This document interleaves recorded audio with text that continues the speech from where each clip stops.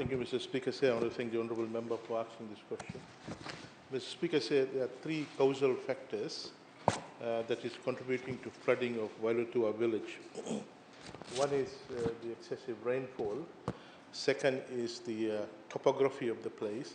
Third is Wailotua Creek. So I'm going to talk about these three things, Mr. Speaker. Out of these three, two we can't do much about. The third one, we'll say what we will be doing. With regard to rainfall, Mr. Speaker, the January rainfall recorded was 876.91 millimeter, which is twice the amount that was received last year, January, Mr. Speaker. And it is much more than average annual rainfall that was experienced in this area. So, Mr. Speaker, in the short to medium term, there's nothing we can do with regard to the volume or the intensity of rainfall, Mr. Speaker. The second causal factor is basically that this Wailotua area is a flood-prone area due to the nature of its location, where its natural ground level is lower than the levels of the surrounding areas, including the mountains and the main King's Highway. The village is situated approximately 4 meters below the King's Highway, and the mountain adjacent is 200 meters in elevation. So in simpler terms, Wailotua Village can be assimilated to a basin that collects stormwater during heavy downpour periods. So in a number of areas in Fiji, Mr. Speaker, which was designated as a retention basin, a ponding area, and it was clearly demarcated that this area should not be allowed for residential purposes.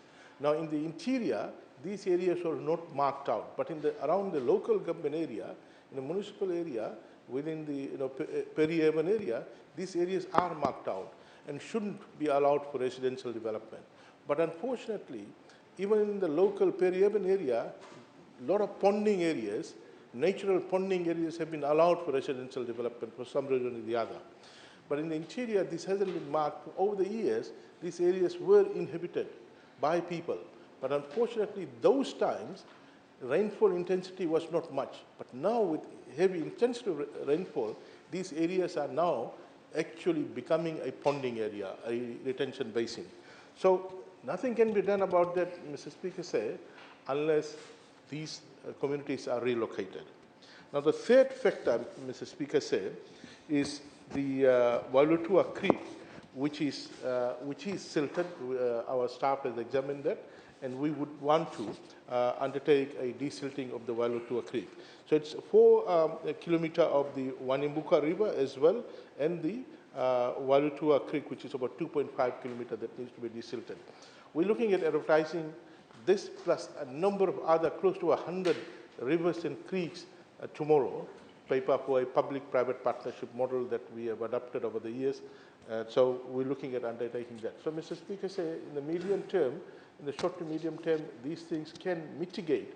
But I think in the longer run, this community and the number of other communities that we have identified and the Ministry of Rural and Maritime Development has identified, I think it will be better to move them to a safer, higher ground so that, these areas do, undertake its original intended purpose of ponding. Thank you.